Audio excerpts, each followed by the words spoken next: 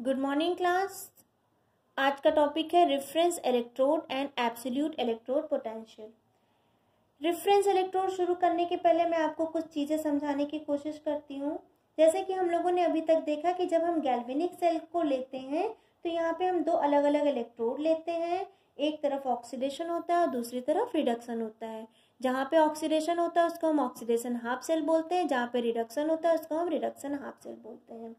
ये ई नॉट को हम ये स्टैंडर्ड सेल पोटेंशियल बोलते हैं। और अगर इसे हम रिडक्शन के टर्म में लिखें तो हम साइन को क्या करते हैं, चेंज कर देते हैं। या हमने गैल्वेनोमीटर लगा रखा है, ये गैल्वेनोमीटर दोनों के पोटेंशियल को ऐड करके बताता है, that is E naught of oxidation plus E naught of reduction. लेकिन अब इसे रिडक्शन के टर्म में लिखते हैं, पर यहाँ पर प्रॉब्लम यह है कि ये जो गैल्वेनोमीटर है ये आपको कभी नहीं बताएगा कि ऑक्सीडेशन कितना हुआ है या फिर रिडक्शन कितना हुआ है। वो क्या करेगा कि रिडक्शन में से ऑक्सीडेशन वाली वोल्टेज को क्या कर देगा, माइनस करके बताएगा। आई मीन टू से कैथोड के वोल्टेज का जो कि रिडक्शन के टर्म में होगी उसमें से एनोड के वोल्टेज को माइनस करके बताएगा, लेकिन कभी भी हाफ सेल का पोटेंशियल नहीं बताता। अब अगर आपको किसी तरह हाफ सेल का पोटेंशियल पता चल जाए तो उसको हम क्या बोलते हैं, एब्सोल्यूट इलेक्ट्रोड पोटेंशियल। अब इससे फर्क नहीं पड़ता कि वो ऑक्सीडेशन का है कि रिडक्शन का है। अगर वो ऑक्सीडेशन का होगा तो उसके ऊपर सेल के ऊपर रॉड के ऊपर नेगेटिव और सॉल्यूशन में पॉजिटिव चार्ज आएगा। अगर वो सेल रिडक्शन का होगा तो रॉड के ऊपर पॉजिटिव और सॉल्यूशन में नेगेटिव चार्ज आएगा ना। अगर हम एब्सोल्यूट इलेक्ट्रोड पोटेंशियल अगर आपको एब्सोल्यूट इलेक्ट्रोड पोटेंशियल निकालना है तो आप कुछ थर्मोडायनेमिक्स टर्म यूज करते हो और वहाँ कहीं ना कहीं हम गिब्स फ्री एनर्जी का यूज करते हैं, हम फैराडे कांस्टेंट का यूज करते हैं। अगर हमने एक सेल को पकड़ा और उसका एब्सोल्यूट वैल्यू निकाला तो वो था हाइड्रोजन इलेक्ट्रोड, या हमने हाइड्रोजन इलेक्ट्रोड लिया है और उसको स्टैंडर्ड कंडीशन पे रखा है। मतलब हमने एक प्लेटिनाइज प्लेटिनम प्लेट लिया है, उसके ऊपर हमने प्लेटिनम ब्लैक लगा रखा है जिससे उसका सरफेस एरिया बढ़ जाए और इसको एक ग्लास जार में रख दिया है, ठीक है। और इस पूरे सिस्टम को हमने एक सोल्यूशन में डिप कर दिया है, वो सोल्यूशन हमारा HCl का है। यहाँ सोल्यूशन में HCl और प्लेटिनम में हाइड्रोजन है, ओके। यहाँ मेरे पास दो ऑप्शन है। अगर मैं यहाँ पर अंदर से हाइड्रोजन गैस डालना स्टार्ट करूँ तो वो हाइड्रोजन गैस प्योर ड्राई और 1 एटमॉस्फेरिक का होना चाहिए, और जो सोल्यूशन हम ले रहे हैं वो 1 मोलार कंसंट्रेशन का होना चाहिए, ठीक। तो जैसे ही हमने यहाँ पे गैस डालना शुरू किया, ये जो गैस H2 है ये H+ बन के बाहर सोल्यूशन में आएगा और सोल्यूशन का H+ अंदर इस पे जाके सरफेस पे जाके चिपक जाएगा। तो यहाँ पे हमें दो तरह की रिएक्शन मिलेगी।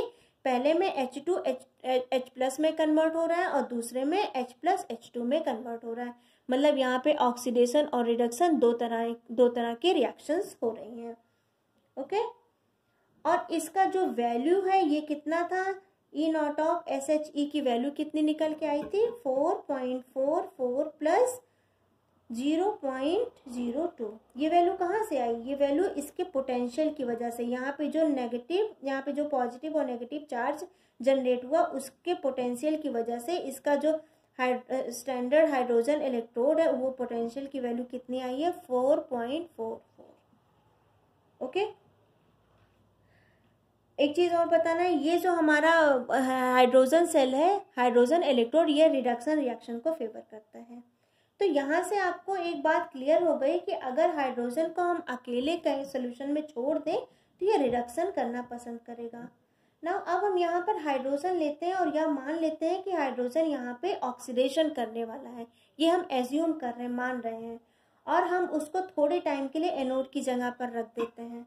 मान लो हमने उसको थोड़े टाइम के लिए एनोड की जगह पे रखा, ठीक, और हमने उसको एक दूसरे सेल से जोड़ दिया, वो है हमारा X। ये हमें नहीं पता ये कौन सा सेल है, इसका तो हमें पता है ये हाइड्रोजन इलेक्ट्रोड है, लेकिन इसका नहीं पता ये कौन सा है, ठीक। अब हमें यही पता, हमें ई नॉट ऑफ कितना है in the term of reduction, कितना है 4.44, लेकिन E naught of X in the term of reduction कितना होगा, हमें यही फाइंड आउट करना है। ठीक, तो हम क्या करते हैं, E naught of cell is equal to क्या होता है, E naught of cathode minus E naught of anode in the term of reduction, in the term of reduction.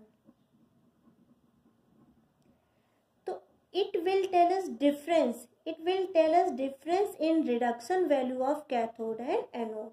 Unfortunately जो difference निकल के आता है वो क्या होता है, इन दोनों का जब difference निकालते हैं प्रैक्टिकली तो वो निकल के आता है +0.153। ये हो गई एक कंडीशन। दूसरी कंडीशन में भी हम इसको क्या लेते हैं, एज ए ऑक्सीडेशन एज्यूम करते हैं और इसको एनोड पे लाते हैं और एक और सेल से इसको जोड़ देते हैं जो कि हमारा क्या है वाई। हमें ये नहीं पता कि ये कौन सा इलेक्ट्रोड है, ठीक है, इसका हमने नाम रख दिया वाई।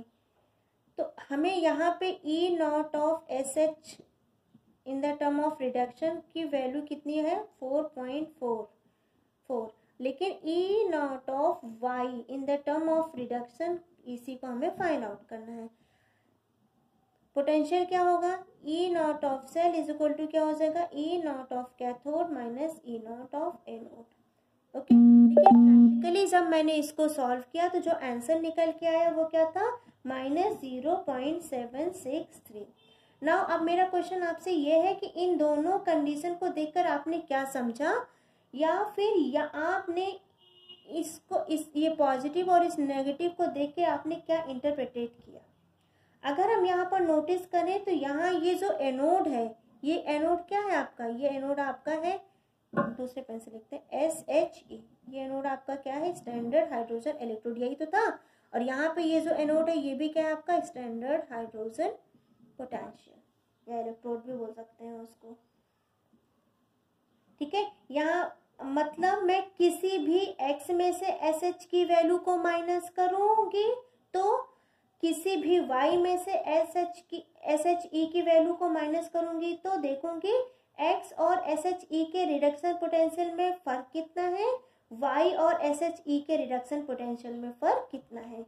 यहाँ मैंने SHE को एनोड एज्यूम किया है तो वो ऑक्सीडेशन कर रहा होता है, तो मैं क्या कह सकती हूँ, अगर आंसर पॉजिटिव में आया तो इसका मतलब आप मुझे बताओ this is a E naught of cathode.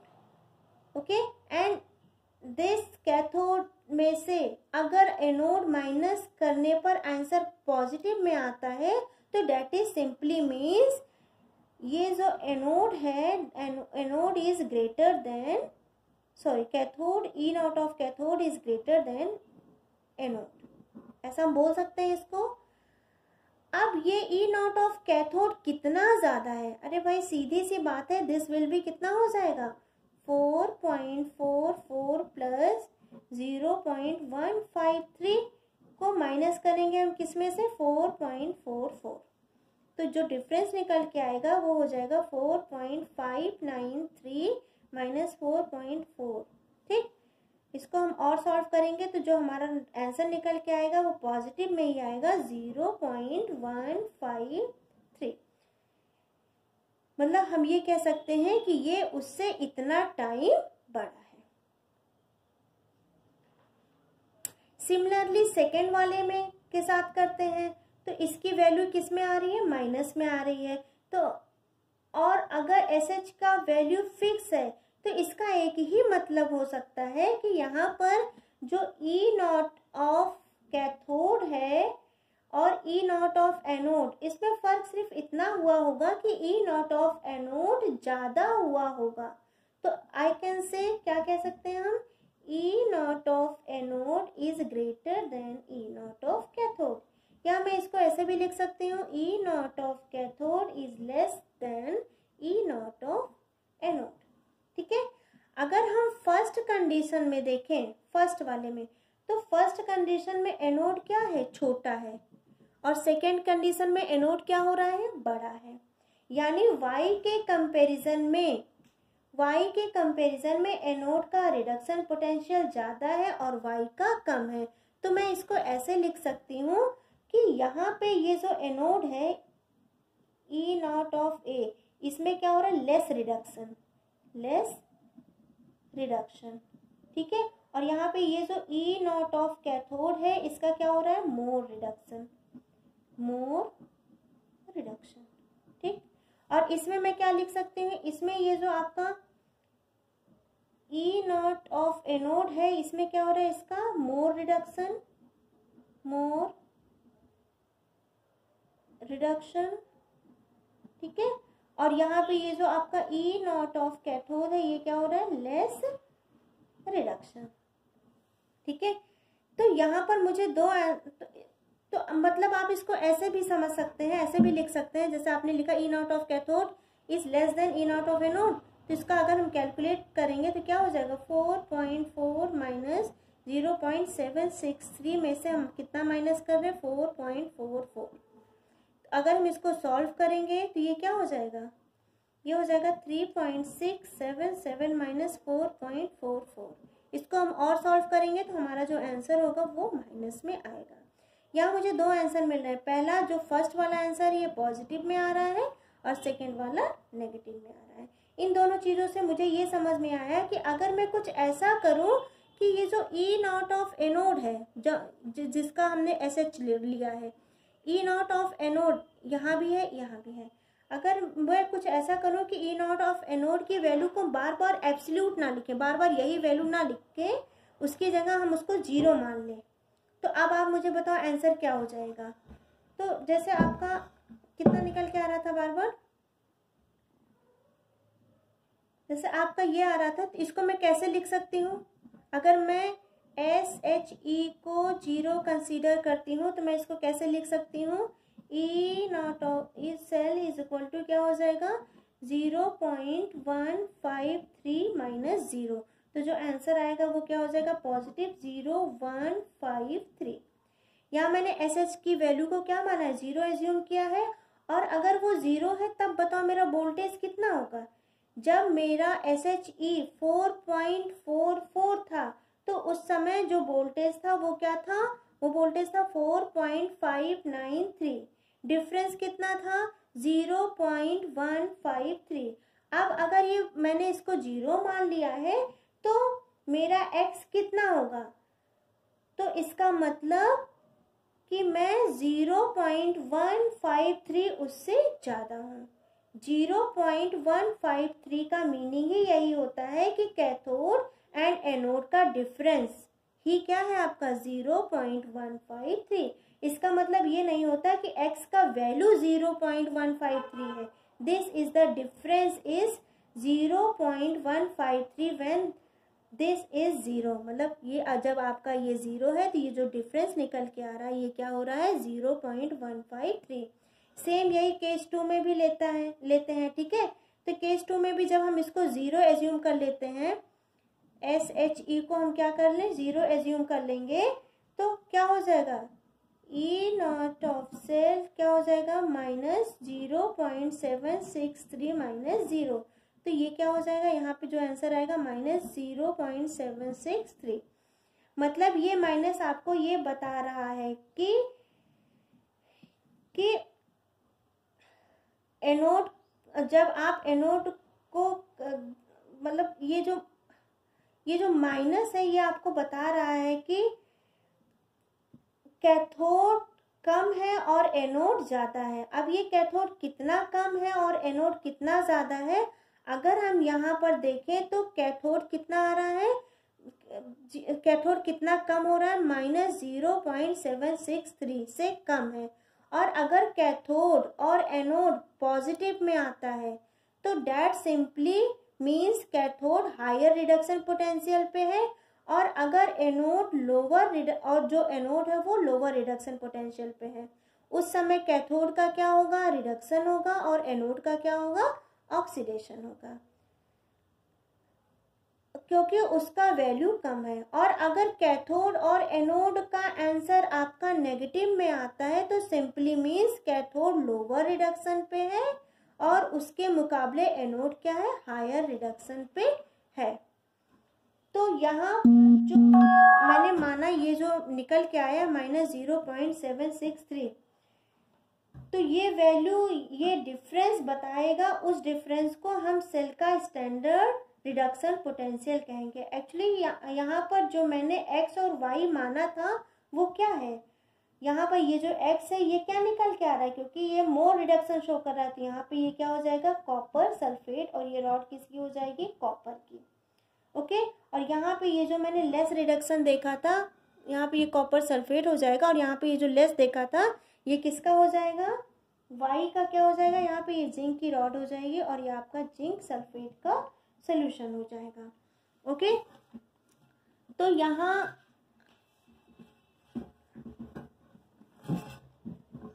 ये जो जिंक का रिडक्शन करने पर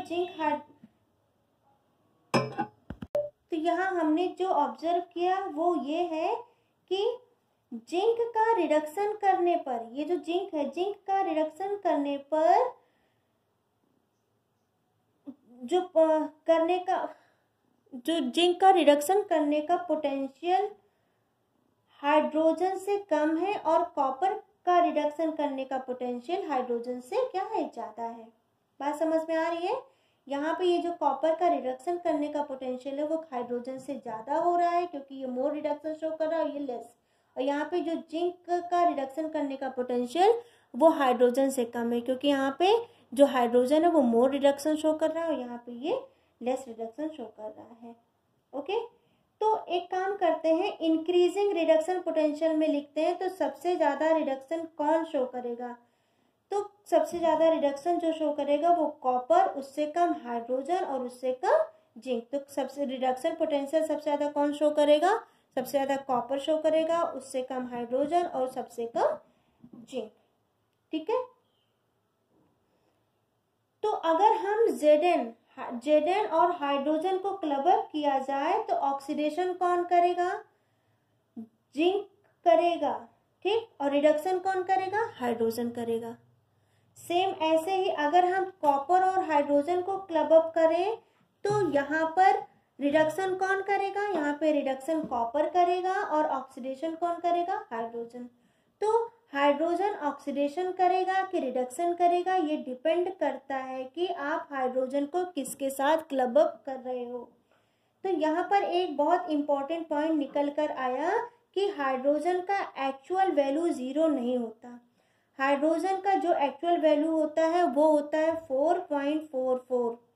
हम उसको 0 मानते हैं तो जब भी हम हाइड्रोजन को रिफरेंस मान के 2 वोल्टेज का डिफरेंस निकालते हैं, और अगर वो डिफरेंस नेगेटिव में आता है तो डेट इज सिंपली मीन सामने वाला बंदे का रिडक्शन पावर कम है, और अगर वो पॉजिटिव में आता है तो उसका क्या है, रिफरेंस क्या हो जाएगा, तो सामने वाले बंदे का रिडक्शन पावर क्या हो जाएगा, ज़्यादा हो जाएगा। ठीक है, थैंक यू।